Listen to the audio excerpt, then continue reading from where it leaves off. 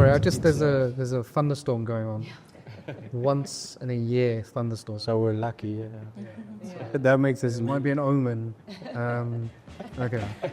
What's the year it has a storm, right? Yes, you don't have. And now I'm so jealous. It's raining and I'm not outside.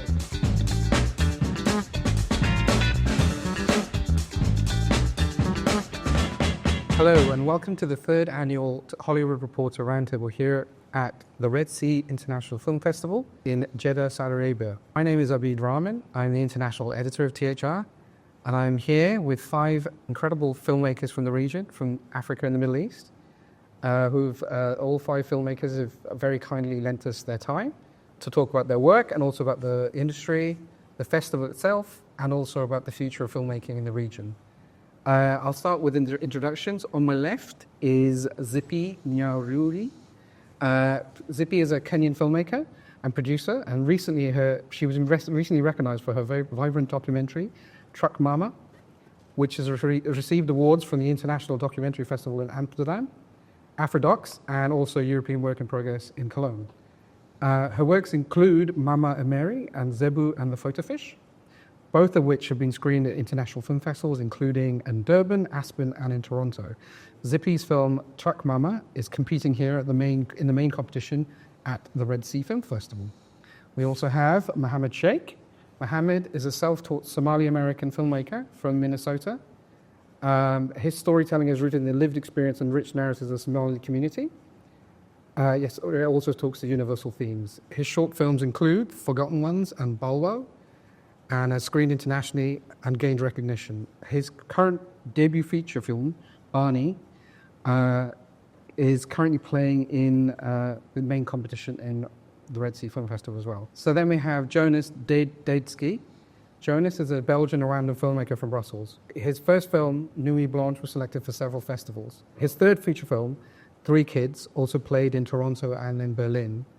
And for his current film, Kiwakuba and Remember, which is also a Rwandan set film, is currently playing in the festival favourite section of the Red Sea International Film Festival. And then we have Cyril Aris. Cyril is a Lebanese filmmaker and screenwriter who is a member of the Academy of Motion Picture and Arts and Sciences. His 2023 documentary feature, Dancing on the Edge of a Volcano, premiered in the main competition at Carlo Viveri, where it received a special jury mention. He holds an MFA from Columbia University, and he is also an editor. He has credits including the 2001 film Costa Brava, Lebanon by Mounia Akel. Akel also stars in his debut feature, A Sad and Beautiful World, that premiered in Venice this year, and is also competing in the main competition at the Red Sea Film Festival. It is also Lebanon's official submission for the 2026 Academy Awards. And last but not least, to my right, we have Shahad Ameen. Shahad is an award-winning writer and director from right here in Jeddah, Saudi Arabia. Her short films include Layla's Window, which won the Best Film of the Saudi Film Festival, and Iron Mermaid, which screened at major festivals including Toronto and Stockholm. Her debut feature, Scales, premiered in Venice and won the Verona Film Club Award. And the film was also Saudi Arabia's official submission for the 2021 Academy Awards. Her latest film, Hijra, had its world premiere in Venice this year, to great acclaim, and she has also been selected as Saudi Arabia's official submission for the 2026 Academy Awards. The film is also playing in the main competition at the Red Sea Film Festival this year. So now we'll come on to the main discussion. We'll talk a little bit about the industry. So the first question is, for those of you working within or closely within the MENA region, how would you describe the current moment for filmmaking here? What to you feels exciting and what to you feels still challenging? Yeah, I think this year particularly is an extremely strong year in Arab cinema, and you can see the countries coming, the films coming out of Tunisia, Morocco, Iraq, Saudi Arabia, Lebanon, Palestine. Palestine has multiple films this year, and we feel that there's some kind of a renaissance in the sense of international audiences are very curious about hearing from local filmmakers themselves. I think for decades, stories have been told on our behalf through the filter of mainstream media and Western media, more particularly, and you can see how distorted this lens is. And I feel now that with all the recent events and the turmoil happening in the region, there is some curiosity about hearing our point of view, and this is finding great resonance. And festivals like the Red Sea Film Festival is really pushing the boundaries and getting our stories out there. So it feels very refreshing, and it feels like perfect timing to be working in Ameen in the MENA region for our cinema. Would you say there's? Do you think politics is the main driver of this trend, or? Well, when you look at our films, I think there's always a political undertone. Well, either it's at the forefront or it's in the background. But that's a result of politics being very present and overwhelmingly seeping through our art, because I think we are a reflection of the political events happening around us. Zippy, do you feel like for African films, do you think there's a driving force behind why people are more interested in these stories, or? Yes, there is like our top, for example, for East Africa, the last years, a lot of documentaries, for example, are coming out of it, and it's quite exciting because we now have first funding that comes from Kenya. It's called DocuBox. And they started by funding development for documentaries, and they did not stop there. They tried to create an ecosystem and make sure that these films get to be seen, and also screen within Kenya, and then move a little bit to East Africa and collaborate with others. And that has brought in audiences, other filmmakers get inspired, and just having that start and fund that believes in our project has helped a lot. And I'm very excited here because there's some Kenya films, Uganda, they're pitching, others are releasing, and I think it's a really exciting time. And also to be here at Red Sea, for them is also like a new market, a new audience, and I'm really looking forward to what's coming. I think there's a good thing going on. Would you guys say that the streamers have helped this kind of spread the message of films from this region, or is that like a secondary aspect of this? Shahad? I think Sarah really said it all. Yeah. It's about time that we talk about ourselves. I mean, Saudi is, for me, the most exciting place to make films right now, because everything we make is new. It's authentic. We are talking about ourselves. For years, our narrative have been told through other eyes. Why? It's us who get to tell our stories. It's us who get to share with the world how we want to share ourselves. And I'm really glad that Arab films are getting the attention they deserve. To be honest, I don't think it's through streamers. Sure. I'll be very honest, because for streamers, I feel every film is the same from every country. It doesn't represent certain cultures. On the contrary, festivals, when they pick films, it is about the authentic voices of the people. But no, with streamers, they want us all to be the same people. They want the standard to be the same. It's not as much auteur as when a festival picks your film. When I'm sure like you're talking for yourself. Yeah. And for Arabs, it's been such a long time that our narrative has been hijacked. And the Red Sea Film Festival is essential in promoting Arab stories, in promoting Saudi stories, in promoting African stories. I mean, we've been very thankful to have this support, because normally we wouldn't, Of course, there was places in the region, Dubai Film Festival, Doha, whom supported some of my first short films. But now we have it on a bigger level, and I hope this support continues. So, for example, in my film, the Red Sea is not just screening my film, but they're also our partners. They gave us the Red Sea Film Fund gave us a big portion of our budget. The Saudi Film Commission gave me a major budget. Almost all of my budget came from the Saudi Film Commission. through their initiative, though. Also, Film Al gave me the budget. They gave me not just financial support, but they gave me logistical support as well. Also, Niyom gave me not just financial support and logistical support, and ITRA in the Eastern Province. And what I want to say about all these institutions is those institutions does not just give support for Saudi filmmakers, they give support for anyone who is planning to shoot a film in Saudi Arabia. So they give the logistical support as well. I was so thankful when I shot in Al-Ula and Niyom for the team, because they are wonderful filmmakers as well who will believe in your story as much as you believe in it. So yes, it's a very exciting time to be an Arab filmmaker. It's a very exciting time. It's about time we get to share our stories. Yeah. I can say something about the streamers, because you mentioned something quite interesting, that streamers are trying to format everyone, all the Arabs to be kind of the same, and I kind of agree with that. I do remember from some of the conversations from for a specific project that I was trying to pitch to a streamer. There was always this discussion of, but can you add an Egyptian actor and a Saudi actor, someone known in the region for pan-Arab appeal?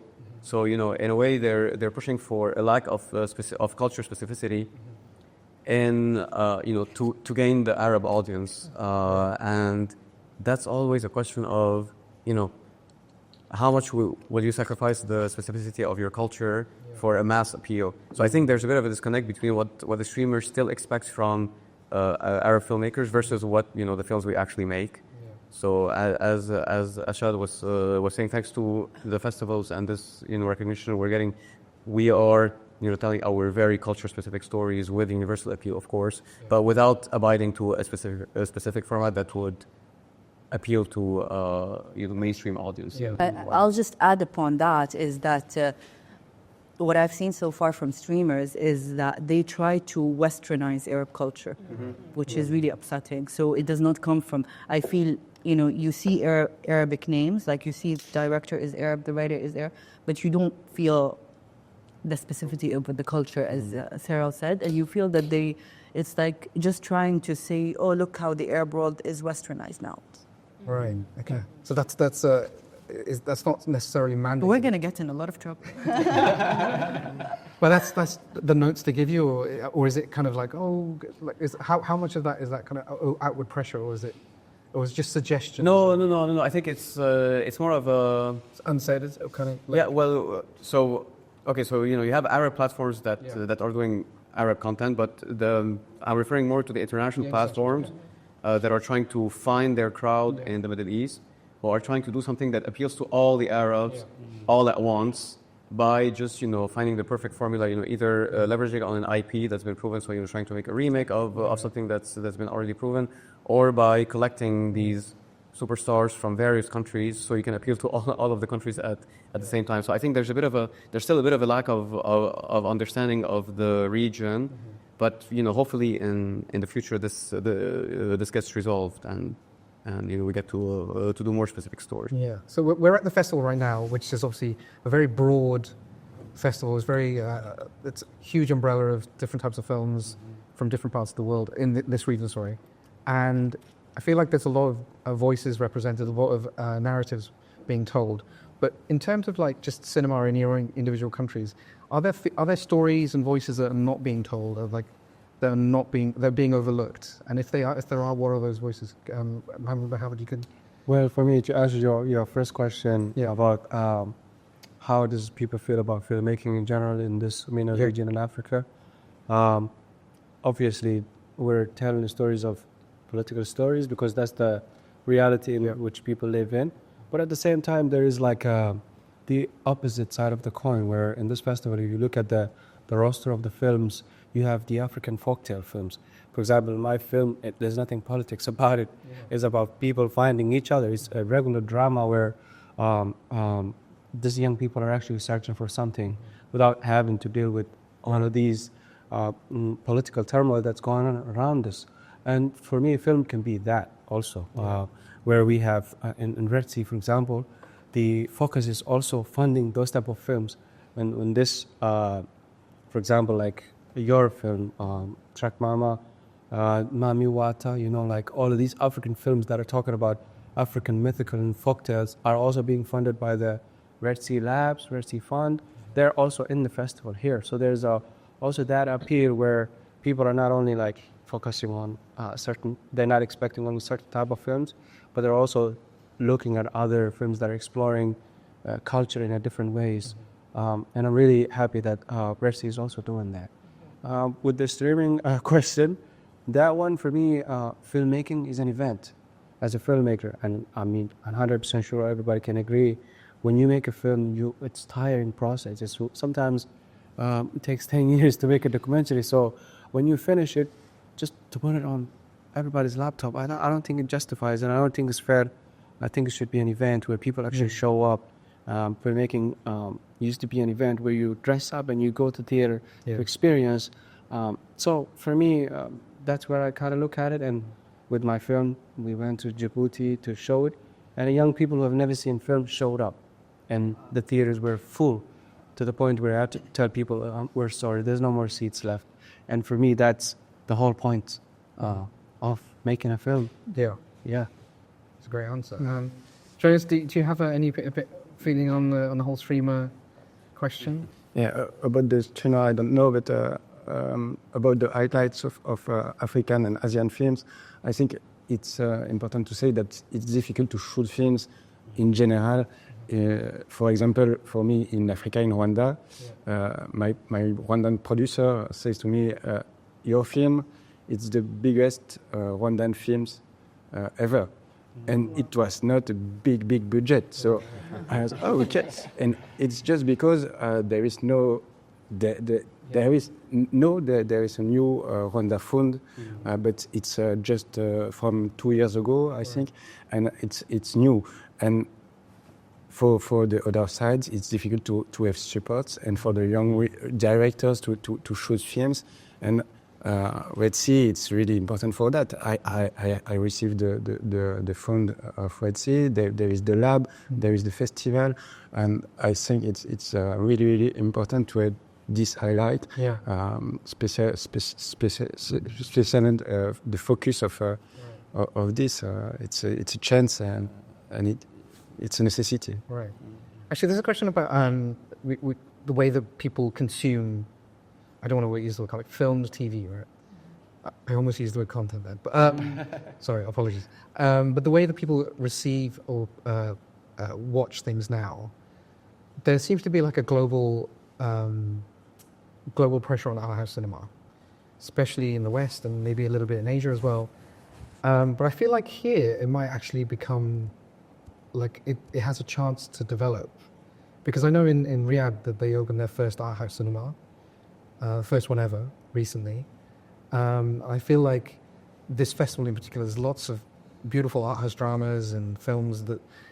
Do you feel like there is a chance for art house cinema in this region, or is it something that's maybe a little bit sort of inflated by having the Red Sea Film Festival, or is there a chance? In the United States and in Europe, the format is already set. Yeah. This is what works. In the Arab region, there was a lot of influence of a set format, let's say from Egyptian cinema, for a very long time. But over the past maybe 20 years, 15 years, authentic Arab voices starting to get more appeal. And we see increase in Arab films in festivals. And why was I saying that Saudi Arabia is very exciting, most exciting place to make cinema? There's no standard. There's no formula that already works and producers forces you to make it. They say, oh, this is the formula that works. This is what we want to do. That's how the script should goes. There isn't that. There's a chance to make mistakes. There's a chance for every voice to tell the story they want to tell. And what's more incredible is the backers are ready to take a chance. When it's very new, we started making films. The first film that came out of Saudi Arabia, if I'm not mistaken, was in 2012, Wajda by Hayf al-Mansour. And then, so can you imagine that? It's the arena is completely new. We're making it up as we go along. So everyone has the right to, and I'm really happy that financiers are as courageous as filmmakers. They're seeing the different scripts that are arriving their way, And they understand that we cannot make copy-paste films of the American format or the Egyptian format. If we want to establish a Saudi cinema that carries authentic voice, we need to look for it. And it's really nice that every filmmaker has the right to be authentic, and they have the right to explore.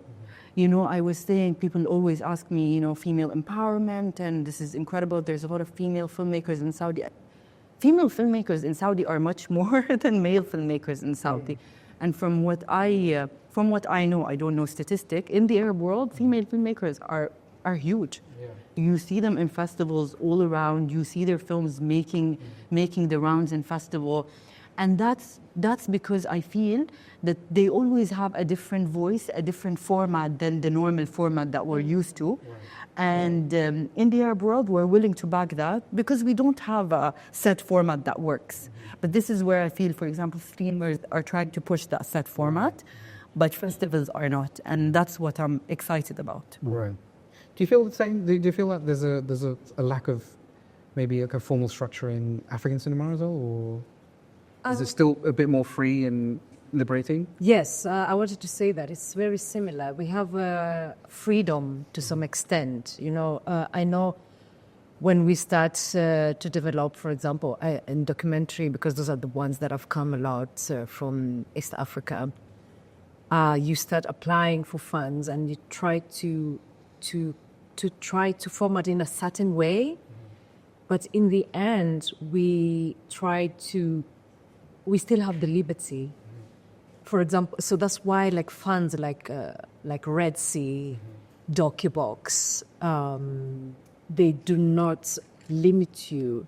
They just give you funds. They understand you have your voice, and they don't try to make you like fit in this box. And that freedom is very important to us, and the support to continue the way. And that has been helpful for all the other films. So at the start, you know, you're looking for funds here and there, but these two funds, I think for me, are very important to let us exercise our freedom. Yeah. To add to this, because I think there's a worldwide friction between the 6-second attention span of TikTok, Instagram, and people just swiping and consuming content. Which are the words you were avoiding, but it is on the phone. It's like we need more and more and more and stimulus, and the more independent art house cinema that is more observational, meditative, or whatever. But I think that's a worldwide phenomenon, and I think that like Shahad was saying, in Europe there is, for example, a well-established audience for this kind of cinema. That is, and there's much more of an established infrastructure to finance these films and fund them, and finding their audience. In the Arab world, like she was saying, I think we suffer from the same phenomenon of sometimes we feel that there might not be a particular audience for these kinds of films, but also when you attend the Red Sea Film Festival, you see that the audience for these types of films are all young people, and it's an extremely young audience that is hungry for just discovering all kinds of cinemas and having this curiosity to just see what's out there.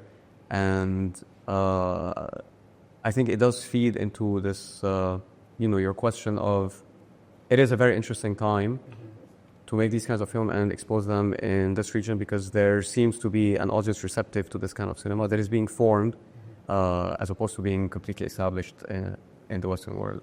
I mean, we've talked a lot about freedom and the freedom you feel to make the films, stories you want to tell.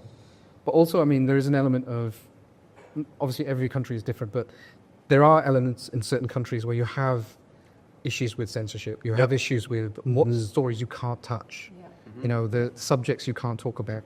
Is there specific examples in your countries that you felt a little bit constrained? And is that something that's, how does that affect you as a filmmaker? I can talk about Lebanon specifically. Sure. So when you write a script, you do have to submit it to censorship in order to get the permit to shoot. They tend, in Lebanon specifically, which is kind of a liberal country, they tend not to interfere so much with the content. They have a few red flags, which is if you attack a specific religion, being a very sectarian country with such a history of sectarian fights. So yeah, if you're directly insulting a religion, it tends to be like, let's avoid that. Or if you're personally attacking a specific political leader, that tends to be a red flag. But other than that, you can really do whatever you want. And censorship, I think, if you look at Iranian cinema, for example, that has been under a heavy censorship for over 4 decades, it does push your creativity and your subtlety. And really, I think that when you look at the works of Kiarostami, for example, they look so simple on the surface at face value, but they're profoundly critical of Iranian society. And this has trickled down all the way to Farhadi, Panahi. Panahi's latest film is a bit more aggressive than his previous ones, but it tends to push your creativity to try to get the message through more subtle ways, undertones, and things that are a little more under the table, that are understood, but that can pass censorship without necessarily being noticed.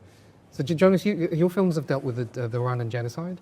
Have you felt any kind of, I don't want to use the word pressure, but like any kind of like responsibility about how you present that so incredibly tragic incident? I mean, is there an added responsibility that you feel like how I present this, or is that unsaid? No, exactly. For example, I have in my film there is a scene where I show a commemoration ceremony, and I wanted to shoot in the exact place where I saw this ceremony, and it's the place where I talk about my film, and at the difference of the real ceremony, I write a dance scene. So there was dancer in my screenplay, and they said to me, it's not possible because ceremony for genocide is just people talks, people sing, but dance it's like entertainment, and so it's not the same way. And it was a long process. During I explained, okay, it's not a simple dance, it's a dance who represents a genocide scene and the story of the genocide, because in the film this dance it's a dance between on one side genocider and on the other side the victims, and it's a confrontation, and at the end they are together and they rebuild the country. It's like a metaphor. I don't know. Yeah, you can say that in English. And so when they understand that, finally it's okay. You can shoot there, because we understand it's not entertainment. It's just symbolic, and so it was for several places when I shoot. It was a long dialogue. When I need the authorization of the district authority, but to the religious authority, and so sometimes just the day before I shoot, I don't know if it was possible, and the day, okay, we can, and it's the same. We shoot in a prison, and. They say to us, yeah, it's complicated because last time there is a documentary director who shoot there, and after with the images, he make a film with a critique of the government, and so we explain it's different. It's a fiction film. You can see the screenplay. And yeah, it was a long discussion. But what helps me is that we have a Rwandan team, a Rwandan producer. Me, I am Belgian, but Rwandan too. We explain a lot, and so it's possible. But it's like you said. It's just you have to find a way to tell your story. And if not, it's not possible. But I think it's a creativity too. Yeah. Shahad, have you felt any kind of restrictions? Of course, we have to submit to the Film Commission. They read the script, and you have to get a permit before you start shooting. But I will speak about myself personally. Okay. For me, I always say that I'm not a lawyer. I'm not trying to tell anything political. I'm not trying to pinpoint something that I dislike about the society. I'm not trying to insert my own ideals into a film. I think my job as a storyteller, at least the way I see it for myself, is I tell a human story. And sometimes people will tell me, you don't think this is a sensitive subject? I say no, because I will never use it to push buttons. I will never use it to be outrageous. If I do that, then I'm a cheap filmmaker. I feel I want to do it to tell the human story. And if it does have a context where it's a little bit sensitive, I will treat it with poetically. I will treat it with sensitivity as much as I can. Because for me, my job as a screenwriter and as a filmmaker is to not insert my own ideas and my own feelings into the script, but build the world of the script. We build the story world, and as much as I can, I try to let the characters lead, and I follow. And if it happens to be that the characters go to a place that is a bit controversial, I deal with it with humanity, with sensitivity, and I hope that this comes across. No matter how sensitive the subject is, and then you hope for the best, But, as an Arab, to be honest, the West speak a lot of freedom of speech, but do they really have it? Does anyone have freedom of speech? Because that's why freedom of speech is so valuable, because it's not free. Because if freedom if freedom of speech is if speech is really free, then it's not valuable anymore. It's not bravery to speak up anymore. So I think it's always a kind of catch-22. If you speak up something that is controversial, you will suffer the consequences. But that's why you will be called brave, for tackling the issue. So I think as humans, we're all dealing with what we can say, even on a personal level. You say, I'm talking to this person, you think to yourself, I want to say something, but do I want to offend the person in front of me? So in the Arab world, for example, we have things that we don't do. We do not, and I'm pretty sure in Africa as well, we're not rude to our elders, for example. That's something we don't do. That's something we don't want to do. We're not rude to the head of the tribe or the matriarch of the family or the patriarch of the family. And that doesn't go for the smaller family. That goes for the bigger family as well. And it's part of who we are, and we like it. And we don't want to change that about ourselves. So it's always about being sensitive to your own culture as well, and the way you are raised.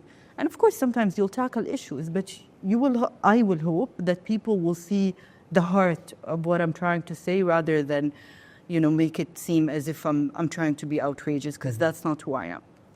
But I think on that topic of freedom of speech, I think the current generation, just specifically in the U.S., in the West, but specifically in the U.S., I think has been disillusioned, especially on college campuses and things like that. I think the myth of freedom of speech and the condescending attitude that the West has had towards the rest of the world when it comes to freedom of speech has been quite demystified in recent years. And we realize that, there is freedom of speech, and there's freedom of speech as long as we like it. So who's speaking as well? But I like this statement, like freedom is a fight. Exactly.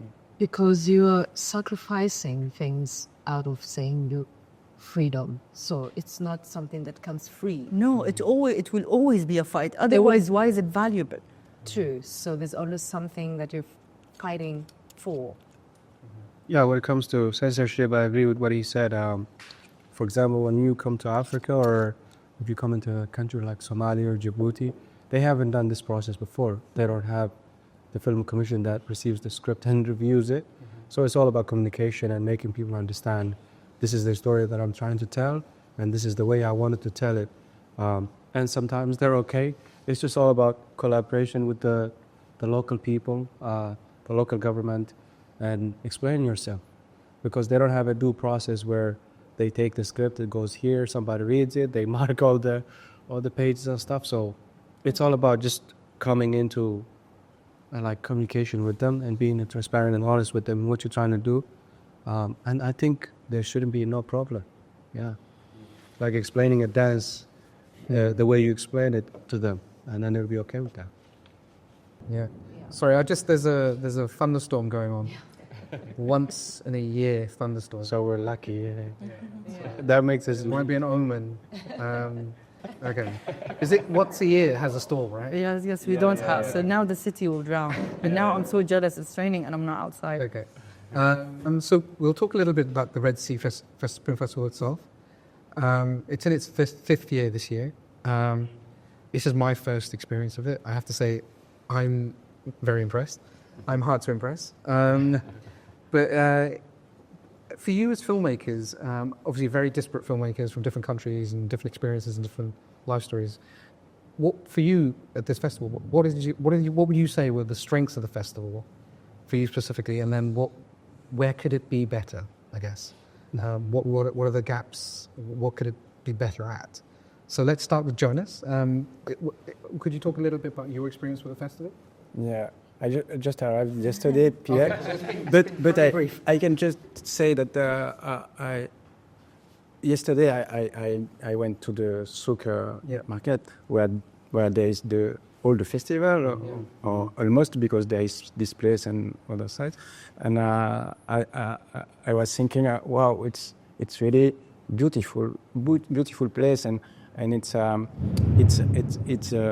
really kind to have all people there in this place, all the screenings, and it's like a village, you know, and a beautiful one. So I was really impressed by that. But when I come from the airport, I said to me, okay, it's just there is no publicity about the festival. Yeah. Or in the airport, on the road, and it's a long road, and I was just disappointed by that, because it seems it's a big festival. There is a big resonance, international resonance, and so press and so on. So maybe in the city, it's maybe possible to have bigger publicity. I don't know, to bring people who don't know about cinema to see these films, because I think it's right to have all these films here on the same time. Would you say? I mean, you've probably been every single one, right?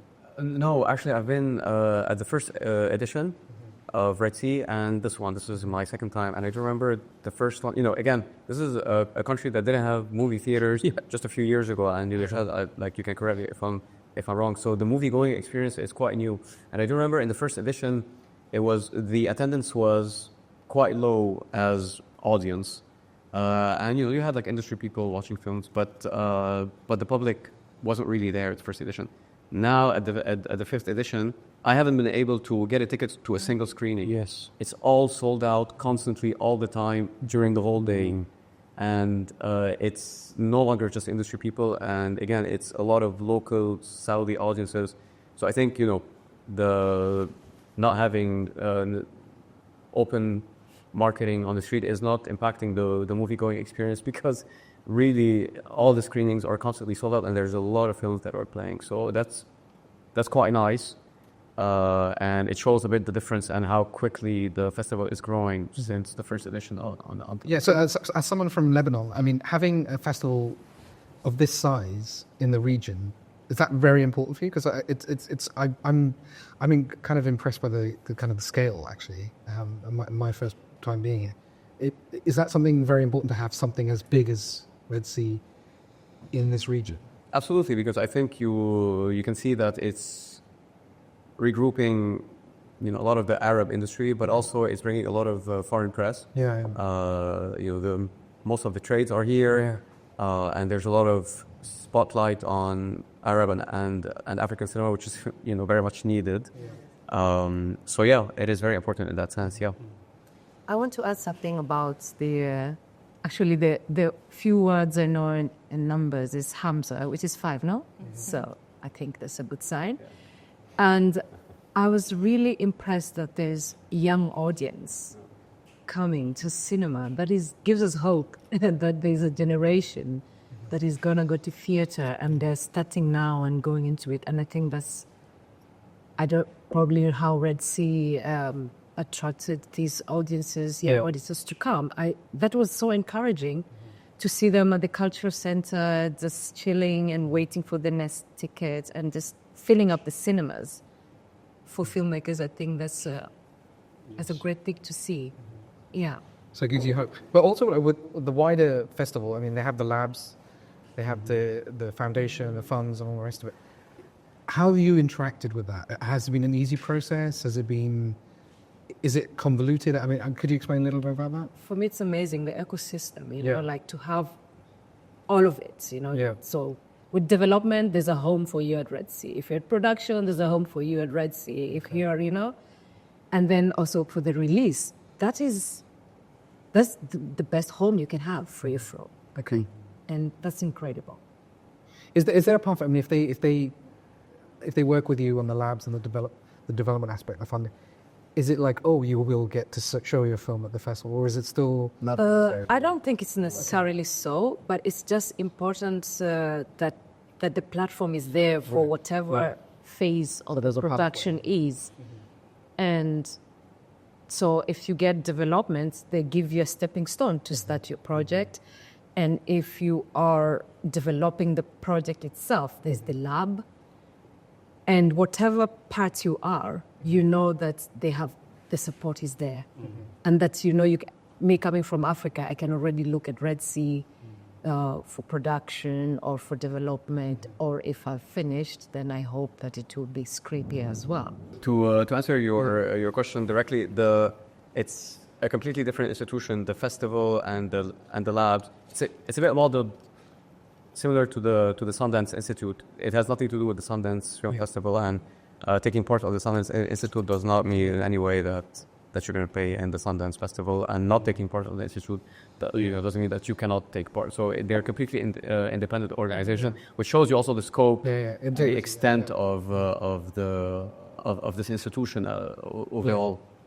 Have you interacted with the foundation and the labs and? No, it's my just the competition section in the festival.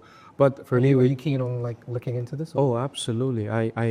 We were talking in the car coming here, and we were talking about. I didn't know all of these opportunities actually existed before I got here. But right now, I'm actually overwhelmed. There's just so many. Just last night we were joking. We were like, "This is a city. Like, there's so many things happening." And when you download the app and you look at the app, and like, this guy is here. Oh, and then that guy's over there. And I mean, they say I think Vin Diesel were saying that there's more celebrities here than the Oscars on the opening night. But people usually talk about that aspect of the festival, but they don't talk about the fact that the hospitality aspect of it. For me, coming from the USA, the moment I landed till today, I've been taken care of. Like, there's BMWs like taking me to places, and I'm like, wow, let me record this. I need to, so I just felt so like celebrated, and my film is playing and people showing up to see the films, and not necessarily there's no dull day where I'm like there's nothing happening. There's always something happening. I'm like going to all the talks. I'm like I don't even have time to go to the places that I want because there's things happening simultaneously. So for me, I tell my team and the actors I'm full right now. I cannot wait to go back and make another movie right now and bring it here, because that's how amazing it is so far. Yeah. Jonas, have you dealt with the lab, the other side of the festival, the foundation? Right? Yeah, the foundation, yes, because I have the fund for my actual film. Yeah. And the lab, they contact us by emails and so on for my future project. And I had an audition for the lab, but I don't have it finally. But in the process, they are really present with you because they know you and they follow you, and so it's because when I had the audition, I don't know what is it. And it's my producer, we send it because we have an email, and so the process continues. And I think it's really good. It's like the hospitality, because they know you, they follow you, and it's great. Yeah. So Shahad, as a local girl, you're obviously going to be very, very, very positive, obviously. But Of course. Is there aspects that could be better? I mean, let's look for what could be better. No, I would never say anything could. No, everything is. I don't attend every year. I also attended the first edition, and maybe the edition that took place in the Ritz in the hotel. And it's the first year I attend when they built the new building, and when they built the new souk. So I'm very surprised. First of all, I'm in love with this building. This is the most amazing better cinema. It's so gorgeous. I'm so in love with it. I keep looking at the wood they use. It's really, they've handled it so perfectly, and I know they spend so much time. And they actually, the whole spot near the better cinema, it's all been renovated. And I love that it takes place in the old town. It's just the old town is the most beautiful part in Jeddah. So I'm very excited about that. And my friend is the head of souk, so I'm congratulating her about the amazing work she's been doing. And when I entered, because the last time when the first edition, if you remember, it was so small. Yeah. It was like a makeshift building. Yeah. So I was really shocked when I entered the souk. It's a festival. It's a full-fledged festival going on, and very proud that it's happening in my city. Very proud of all the organizers, everyone who's working with the Red Sea. Seriously, they've done a fantastic job. They deserve all the praise. Very thankful for the Film Commission. Very thankful for the Ministry of Culture. They've really come through for us as Saudi filmmakers and as Arab filmmakers, and also they're coming through for the entire region, Africa and MENA. And it's funny, Cyril was saying about the lack of audiences in the first few years, and the organizers were telling it was because people were afraid. They thought it was only for industry professionals, like you have to have the badge, and they thought they couldn't enter. And then they advertised it now very well, that they made sure that the people of Jeddah know that the festival is for the public, and you can see that. And I was very happy with my screening, because I screened my film twice now. It's our Arab premiere and Saudi premiere, and it was full house. It was sold out. The 3 screenings of my film are sold out. And I didn't have high hopes, to be honest, for audiences to like the film. We screened in Venice and people loved it. It was fantastic screening. But when you're screening for a Western audience, they're always impressed by seeing an outsider from the. It's easier to convince than it's easier to convince than your own audience. Yes, of course. So that concludes our 3rd annual THR Roundtable at the Red Sea Film Festival. I just want to take this opportunity to thank our 5 filmmakers for taking part. That's Zippy, Mohammed, and Jonas, Cyril, and Shahad, of course. What's all that's left to say is thank you for watching, and hopefully we're back next year.